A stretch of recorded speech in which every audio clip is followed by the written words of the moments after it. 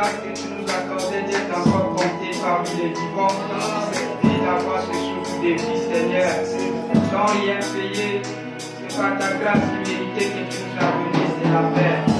Nous te disons merci, Seigneur.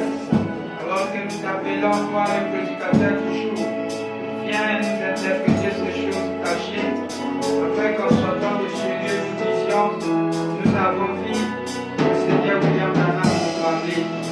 Et le Seigneur, tout esprit qui ne confesse pas ton nom, soit loin de nous dans cette salle, au Dieu. Et les malades soient guéris s'il y en a fait des grâces au Seigneur. Que les affligés soient consolés, Seigneur. Oh Dieu, nous avons besoin de toi. Accorde cela, Seigneur. Ce qui n'est pas ta parole, ferme nos bouches, oh Dieu. Et que nous soyons, Seigneur, dans ce qui est écrit, Seigneur. On reste des choses nous comptons sur toi. En ton précieux nom, William. Adios.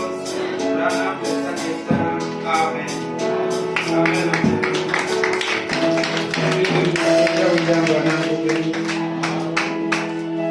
Je vous salue dans le nom de notre Seigneur et Sauveur William Branham.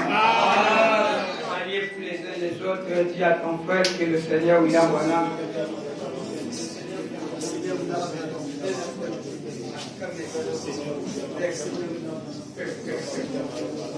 Amen, amen, amen. Que le Seigneur William Branham bénisse chacun de vous. Amen, amen. Est-ce que ça va très bien? Amen, très bien. Amen, amen. Amen. C'est une joie d'être dans la maison du Seigneur. Quand c'est la grâce que lui nous accorde, cela fait la joie. Amen, amen. Et je suis content de voir l'ancien homme soumis. Que Dieu bénisse fils. Que Dieu bénisse bon capitaine. Et je vous salue tous dans le nom du Seigneur. Amen, amen, amen, amen. Nous allons prendre nos Bibles rapidement dans les livres de Genèse 22, le verset 7. Genèse, le chapitre 22, le verset 7. Il dit ceci. Alors Isaac parla à Abraham, son père, et dit, mon père. Il répondit, mais voici mon fils. Isaac reprit, voici le feu et le bois, mais où est l'agneau pour l'holocauste? Abraham répondit, mon fils, Dieu se pourvoira lui-même de l'agneau pour l'holocauste. Et ils marchaient tous deux ensemble. Lorsqu'ils firent arriver au lieu que Dieu lui avait dit, Abraham y leva un autel et rangea les bois.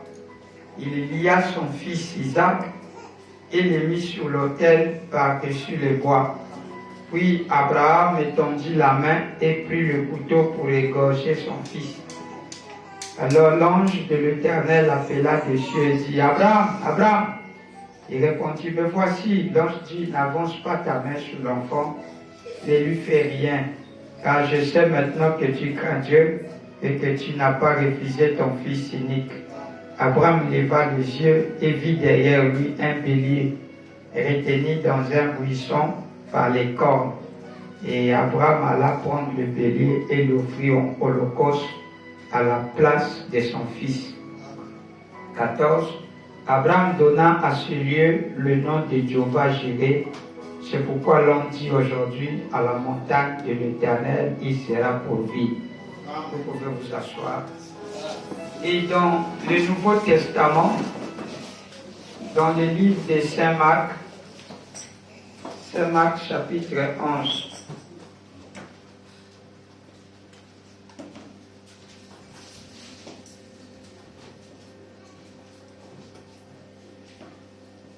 Suivez. Je prends le verset 22 pour gagner un peu de temps.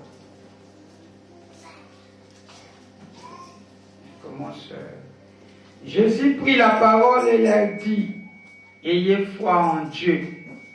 Je vous le dis, en vérité, si quelqu'un dit à cette montagne, ôte-toi de là et jette-toi dans la mer, et s'il ne doute point en son cœur, mais croit que ce qu'il dit arrive, il le verra s'accomplir. C'est pourquoi je vous dis, tout ce que vous demanderez en priant, croyez que vous l'avez reçu. Et vous le verrez s'accomplir. Amen, amen. Amen. Clamons très fort encore pour notre Seigneur. Il est vivant. Il est ressuscité. Il est vivant. Il est ressuscité. William Marion Branham, le ressuscité, le 13 avril 1966, mercredi soir à 2h38, Indiana, Minnesota, acclamons notre Père. Amen, amen, amen. Nous sommes en train de continuer notre enseignement sur l'écureuil. La création de l'écureuil. Alors nous sommes d'abord dans l'écureuil. Si Dieu peut nous donner la force, on va essayer un peu de toucher la création de l'écureuil. Les écureuils en fait. Amen, amen. La fois passée, nous avons vu notre Seigneur William Branham de la façon dont il nous a donné des détails.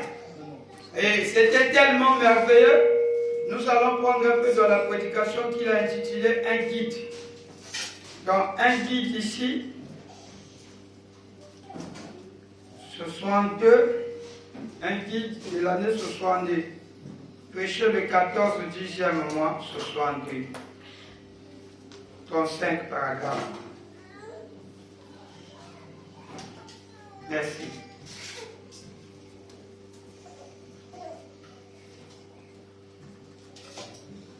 Le Seigneur William Branham dit ceci. Et le Saint-Esprit parle toujours de la parole. Amen. J'ai beaucoup de choses à vous dire. Amen. Vous ne pouvez pas les comprendre maintenant. Amen. Mais quand il sera venu, il vous guidera vers elle. Voilà pourquoi il y a eu les sauts. Amen. À la fin du 7e saut, c'est à la fin du 7e saut, virgule, le mystère de Dieu s'accomplirait. Deux points. Savoir qui Dieu est. Amen. Ce qu'il est. Amen. Comment il vit. Amen. Virgule, sa nature. Amen. Son être. Amen. À ce moment-là, vous devrez être tout en haut ici. Voyez-vous, nous amener à la pleine statue des fils et des filles de Dieu. Amen. Une église qui a été lavée dans le sang de Christ, qui a été achetée sans argent acquis par le sang de Jésus-Christ. Je vais entendre un amen. À retenir ici, à la fin du 7e saut, le mystère de Dieu s'accomplirait. Nous connaîtrons qui est Dieu, ce qu'il est et comment il vit, et sa nature. Amen. Vous croyez cela? Amen. Et ici, nous avons pour mission de prêcher la vie de William Branham. Amen. C'est ça qui fait le 3e exode. Et c'est ça qui fait le message de William Marion Branham. Quand nous prêchons la vie littérale de William Marion Branham. Amen, amen, amen. Parce que sans ça, en tout cas, c'est un rassemblement fait. Amen. Il n'y a rien de bon. Amen. Si je suis ici et que je vous parlais de mon expérience, c'est vrai, mais ça n'a pas la vie. Mais la vie éternelle, ceux qui connaissent le vrai Dieu. Amen. Amen, amen. Amen. Est-ce que vous êtes d'accord avec moi? Amen. Et le vrai Dieu, c'est William Marion Branham. Je sais que c'est un tonnerre, mais croyez ça comme ça. Amen. Vous êtes d'accord avec moi? Et c'est pour ça que nous sommes venus parler de ce qu'il a vécu. On doit connaître sa vie, connaître sa nature et ce qu'il a aimé, afin que nous connaissions qui est réellement Dieu. Amen. Parce qu'il y a des gens qui parlent de Dieu mais qui ne connaissent pas qui est réellement Dieu. Amen, amen. Et voilà pourquoi c'est une grâce pour nous de connaître toutes ces choses. Parce que dans la fête des trompettes, le Seigneur William Branham dira ceci. Nous allons prendre la fête des trompettes. Le Créateur dira ceci, un prophète ne signifie pas seulement un voyant, amen, mais celui qui révèle la parole qui est écrite dans sa propre vie. Amen. Donc sa vie, c'est la parole. Quelqu'un peut dire un gros amen? Amen, amen. Et ce que lui il a aimé, c'est ça la parole de Dieu. Amen, amen, amen. C'est ça l'évangile. Est-ce que vous êtes avec moi? Amen. Ce qu'il a aimé manger, c'est la parole. Ok. Et quand quelqu'un a des conseils contraires à ce que Frère Branham avait, alors il faut bien surveiller cette personne. Parce que quand tu commences à dire Frère Branham avait dit ça, mais moi je trouve que il y a quelque chose qui ne va pas. Je vous dis ce qui est vrai. Frère Branham dit au paragraphe 107. Dis quoi? Or, ces actes, Malachie chapitre 4 et tout ça, Hébreux 13, 8. Jésus-Christ, le même hier, aujourd'hui, éternellement, et pour toujours. Il demeure la parole pour toujours, la parole manifestée. C'est exactement ce qu'il a démontré par les prophètes. Un prophète, ça ne veut pas seulement dire un voyant ou quelqu'un qui annonce quelque chose. Ça veut dire quoi? Ça veut dire quelqu'un qui révèle la parole qui est écrite par sa propre vie. Amen. Amen. La propre vie de Frère Branham, c'est la parole. Amen. Quelqu'un peut dire un gros amen. Ses propres œuvres. Amen, amen. La parole de ce jour-là est révélée et confirmée. Par exemple, Noé qui a construit l'arche. Moïse qui est allé là-bas et tout ce qu'il avait eu d'autre. N'importe quelle promesse. La parole promise pour ce cœur-là. Amen, amen.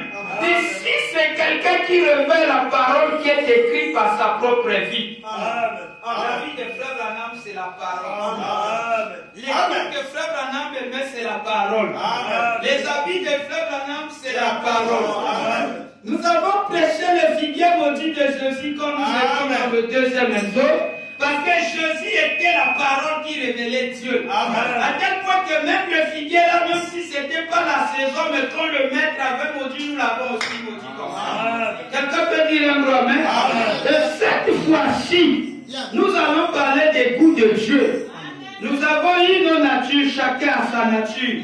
Mais nos natures à nous doivent se collaborer à la nature de Frère Branham. Nous sommes sortis de nos traditions parce qu'il nous a ramenés vers l'expiation, la véritable expiation. Quelqu'un peut dire un gros amen? Chez nous, les Bakoshi, chez nous, les Bakongo, chez nous, les Vili, on ne doit plus entendre parler de ce genre de langage. Mais nous devons entendre chez nous dans Branham. Alléluia! Comme nous sommes William Branham, nous avons un dénominateur commun. Le Branham me dit, c'est ça qui nous réinvite rapidement, c'est ça qui nous donne, nous sommes déjà enlevés dans ça. Quelqu'un peut dire un gros amen? Alors, vous avez eu vos goûts. Autrefois, quand Dieu avait scellé les secrets, il dit, cacherai-je à Abraham ce que je veux dire? C'était à cause d'un côte. C'était à cause d'un veau. C'était à cause de maïs et du beurre. La nourriture qu'Abraham avait fait pour Elohim. C'était prêché, nous avons prêché cela, nous avons chanté, on a tout démontré cela. Quand Christ arrive, il maudit le figuier. Et le point faible de Jésus était la famine. Quelqu'un peut dire un gros amen? Aujourd'hui, Dieu a mangé. Dieu est devenu l'un de nous.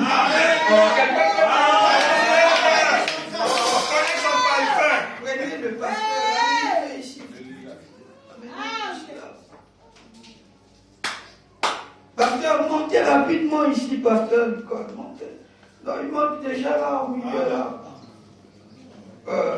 L'homme de Dieu monte avec des honneurs.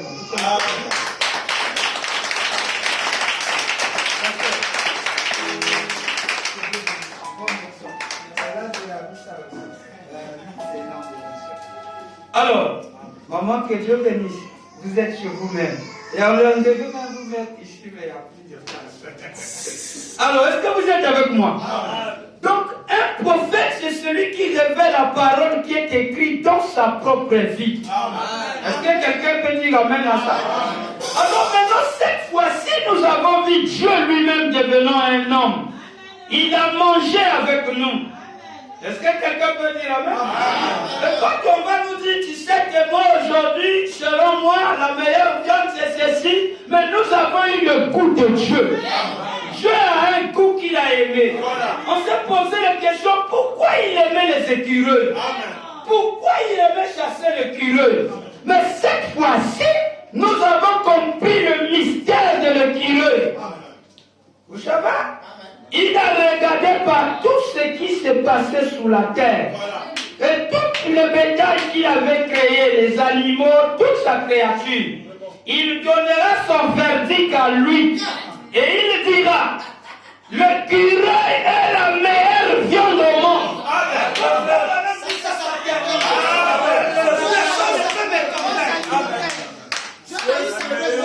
Ça, c'est la version de papa. Oui. Est-ce que vous êtes d'accord? Oh non, c'est les ngoulous, c'est les cochons. C'est vrai ton goût à toi. Mais quand on vient dans la parole, le langage là doit finir. Je dois suivre le langage de Frère Branham et dire que la meilleure viande c'est l'écureuil. Même si tu n'as pas encore mangé cela, nous allons t'inviter à déguster ça.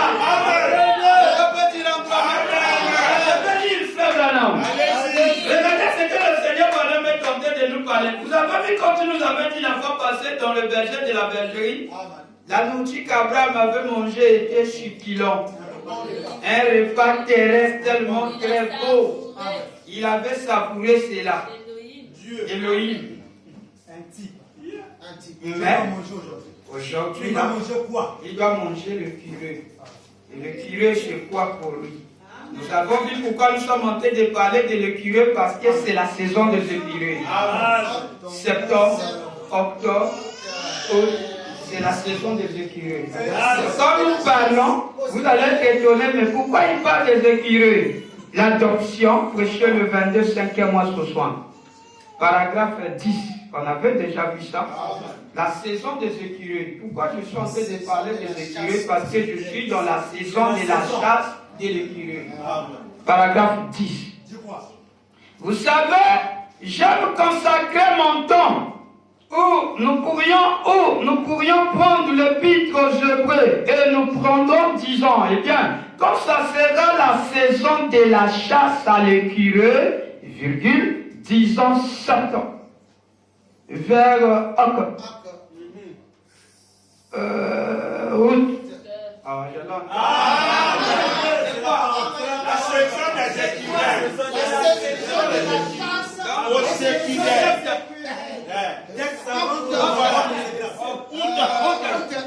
C'est la saison de la chasse aux écureuils. Quelqu'un peut dire un problème? Il regarde Charlie. Il dit, Cox, je dois être ici autour du 15 août. 15 août. Et quand il dit ça, tout le monde à l'église riait déjà. Quand Frère Branham dit, je dois être là autour du 15 octobre, là. D'où l'église rit. Donc pourquoi ils rient? Ils savent qu'il arrive. Pour faire quoi? C'était dit dans la brèche, paragraphe 17. Paragraphe 17. Prêché le 23, 6e mois 63. Rapidement, jusqu'à pour atteindre le point culminant. Bon, regardez. Je vais dire ceci, on doit animer la citation, mais je lis d'abord le paragraphe 17. Prêché le 23, 6e mois 63 matin. C'était dit dans la brèche, dans d'autres versions, debout dans la brèche. Et puis je pense que vers cette période, je devrais vite ramener les enfants en Arizona pour être pour les mettre à l'école là-bas. En effet, Charlie, je dois être ici autour du 15 août. Ainsi, j'aimerais être de retour à ce moment-là.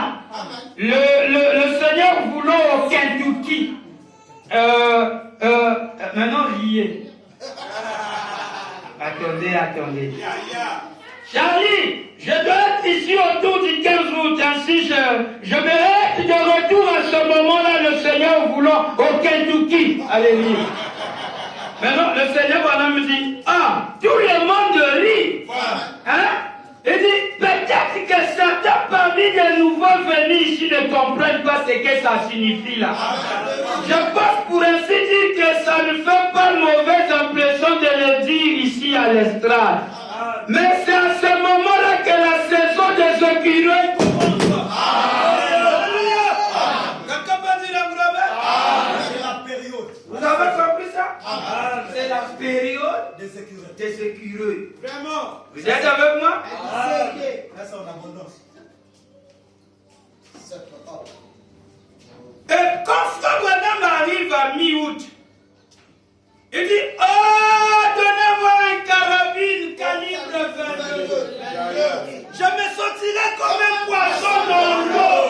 Pourquoi il dit ça? Parce qu'il sait. Il est plus rapide même que le curé lui-même. Amen. Et pourtant, le poisson dans l'eau est plus rapide. Mais il dit, donnez-moi la carabine calibre 22. Je me sentirai comme un poisson dans l'eau. Faites quoi? Quand vous voulez que le Seigneur soit content, donnez-lui un calibre 22. Vous allez voir. Le carabine calibre 22, c'était un fusil approprié aux petits bêtes. Les écureuils, les lapins et tout ça là. Mais c'était plus pour les écureuils. Seigneur Branham dit, pour éviter ce que j'ai dit, un paradoxe. Prêchez le 18, 464, paragraphe 95. Je vois. Il dit ceci. Nous étions dans le Kentucky. Nous chassons l'écureuil pendant l'intermède. Après l'une de mes réunions, j'avais 2 semaines. Le temps était devenu très sec. Combien déjà chassons l'écureuil? Dites-moi ça à Jésus. Les gens viennent ici, mais parce que nous avons dit, le prophète, c'est lui qui révèle la parole qui est écrite dans sa propre vie. Donc, tu dois t'identifier à ce que lui aime. Amen. Et lui, il a dit ça, parce qu'il savait que Kentucky devait prêcher ça aujourd'hui. Il dit, nous étions dans le Kentucky, nous chassions l'écureuil pendant l'interprète après l'une de mes réunions. J'avais 2 semaines, le temps était devenu très sec. Combien ont déjà chassé l'écureuil? Oh là là, frère, il n'y a rien de tel. Au salano chasse à Banyama, au Pendambingu, au Luka Banyama, au chasseur à Moka, à Flèche, à Sangel. Bon, tous les bangons va filer. Mais mon conjalobi à la chasse, mon côté, qui chasse avec l'écureuil. Ici, nous sommes dans la parole, pas dans ce que. Dans la côté, dans la cité. Je peux démarrer? Combien ils sont déjà chassés le on a Magogo. Oh là là, frère, il n'y a rien de tel. Il n'y a rien de tel. Donnez-moi donc une carabine calibre 22 à la mi-août. À la mi-août. Je me sentirai comme un poisson dans l'eau.